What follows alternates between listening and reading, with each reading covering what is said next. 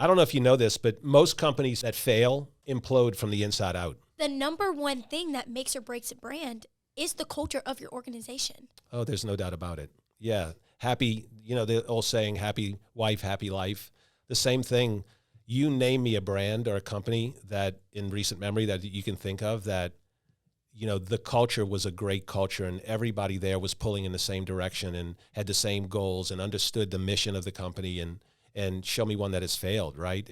You never hear about those things, right? Because the organism, the company, the people inside of it, the living, breathing, kind of interface with the world, those people are thriving, then everything coming out of your brand is going to be positive, right? So, people look at it, what happened to this brand?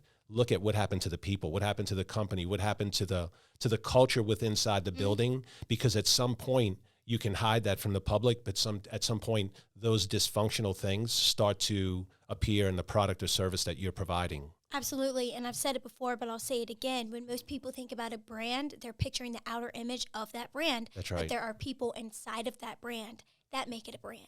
That are the interface to the public, that are making the decisions on how you're going to interact with the public. So the people in the building are the most important thing. It's not. I look at things. Listen, our customers are important, but the most important people in the building are the people I work with every day. Because without those people pulling in the same direction, we're not going to do a good service or sell a good product or create a good experience for our customers. And so my main focus as a CEO of this company is making sure that everybody in the building is thriving, that everybody feels like they're in their purpose. They feel like the work that they're doing is meaningful, that has an end result to it, that they're achieving at a level that they want to grow their career. That's what my job is, to make sure that the people here understand that, what we're trying to do is great, and what you have an opportunity to become is great within this process if you lean into it. It's just like that country song, the house don't fall when the bones are good. That's it. Yeah, it's just the way it works. Show me a happy organization. I would imagine in most cases it's a thriving organization. So let's break it down a little bit, because I think I 100% agree with everything you're saying, and I think leadership comes from the top. Like the culture comes directly from the top, because if you have an asshole that's telling you what to do and you're not happy, it changes everything, even having a bad egg in there. So it goes all the way from what that leader's doing, how he's projecting himself, how he communicates with the other people in the organization, but also when you have an employee that's not acting right or doesn't fit in or does things that aren't necessarily in line with the culture of it. How do you handle that? How do you approach that? And how do you do good hiring? I mean, what are some of the things that you've done personally, Sean, that allow us to have what I think is one of the greatest cultures in any business organization? So what are some of the tips that you've had as far as like even your mindset coming in? Because I know you've actually changed some of your thought process even over the years as far as how you want to handle things to create this culture,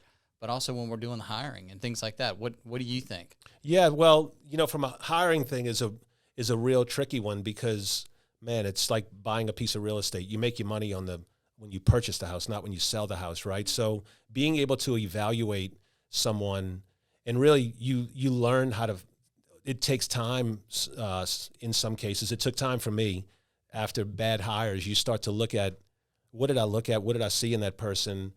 Where did we go wrong? And what did I miss?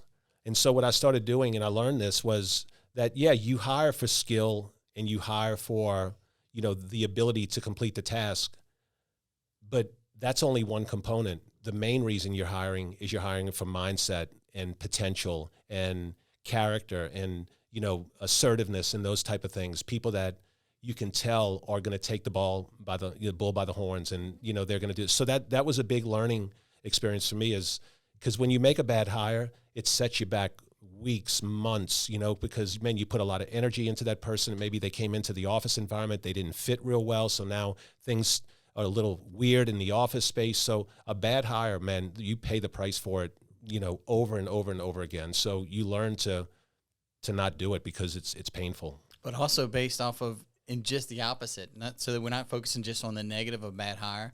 A good hire provides a lot of energy. It makes everybody really excited. Like when we hired Shannon, it changed a lot, not necessarily the culture, but it added a whole new energy into this place that I think we didn't have before. So it goes both ways. Like having a good hire versus a bad hire, it really can adjust, especially in we have a very small team. Yeah. So it really can make a huge impact. It made a huge impact because you added another doer. You added, whenever you can add somebody that is creating, that's, we got to create things. We have to produce things, to tell our story to the outside world, and as soon as that person came in and had the energy that everyone else had, it's just like adding another piece to the puzzle. It's like, we have this puzzle and we have these key components. And a lot of people know probably that when you have a startup, you really have a lot of people in the building, or a few people in the building that can do a lot of things. And as you start to scale, you start to specialize and things get more granulated. We're kind of in that phase right now where we're starting to fill key positions because we're getting ready to scale, and we need to be more focused, and really it can't be a Swiss Army knife where somebody's dedicating part of their attention. We need somebody dedicating 100%, and look at the fruits that it's paid, with this experiment with you, bringing you on board. It's been a big, it's shown that this is the right way to go. So, I'm excited about this next little phase for us. The thing was too, and I know like one of the things you said for January, like last 2022 was thing is that you weren't going to get upset. Yeah. Like you were going to like retain your emotions, and you weren't going to get upset, and you weren't going to, not that you ever came in here and yelled at anybody. That wasn't ever your style. I mean, you were always people first with almost everything that you did, but you kind of, had a mindset that you could do something better. And I think that's part of like, you're always looking at self-improvement. I know you've even come into us and offered like next week, we're supposed to start doing this weight loss challenge where you're going to really kind of, you're going to kick my ass for a while. And look, you can see his smile right now. He knows well, because it's fun. He's looking forward to Yeah. kicking my ass. I just It's totally see it. Like that grin, that says it all. It is. But so like thinking of that, Sean, what goes through your head? Like I know you have your own personal mantra and your own goals, and you look in the mirror every day. You tell us all of these things, but what do you think is instilled in you that makes you a good leader to create this culture of what we have? Because I really do think we're about to change the world with the platform when we launch it. But what do you think that is that you did it that maybe is unique about you, that maybe those nuggets that you could provide to other CEOs or other entrepreneurs that are looking to really kind of change the world or change just even themselves? Like, how do you start it off? What do you think your mantra is? I think, just treating people like you'd want to be treated, and starting everything from that, this is a job, and yeah, we're making money and we're having fun and we're trying to get rich and do all the same things that everybody else is doing. But tucked inside of that is a real purpose to make a difference in the world, So that's what drives me every day. It's like I realize that you look back in history, hundreds of thousands of years, everybody is just a blip on the radar. But when you do something spectacular, that blip gets remembered for a long, long time, your legacy.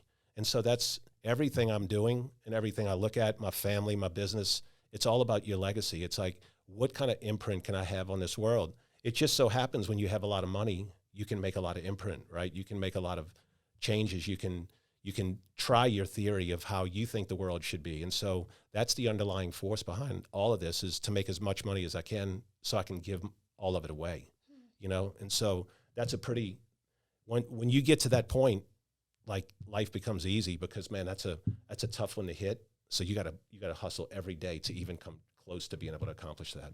Yeah, I kind of love the fact that a little bit that we are kind of the underdogs. We are. I love it. We like the bad news bears. That's what I call us, dude. When we arrive on the scene, they're gonna look at this picture and say, "How the hell did this ragtag group of people do this, dude?" Like that's the way I look at it. We don't have dress codes. We don't have conduct codes. We are just do what we think is right and have fun, and we probably say shit we shouldn't say. We probably do things we shouldn't do. It's never out of spite. It's never out of malice. It's all about having fun. But we just like to stretch the envelope in every direction, man, because shit, that's what's called living. I also like the fact that the impact that you're trying to make is not just self-inflicted.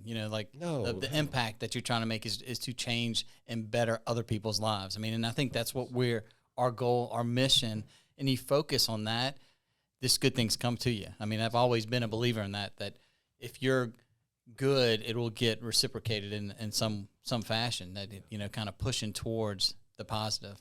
Yeah, and I learned a long time ago that you know, there's a lot of weakness in this world. There's a lot of, you know, there's a lot of strife, and only the strong can show compassion to the weak. The weak can't show compassion to the weak, and that's one of the problems in this world, is that the weak are showing, they're trying to show compassion for the weak, and it can't. The strong are the only ones that can come uplift the weak. And so, you know, we need people, strong people, to, you know, to be successful, to reach down and to try to, you know, help those people that are less fortunate, you know.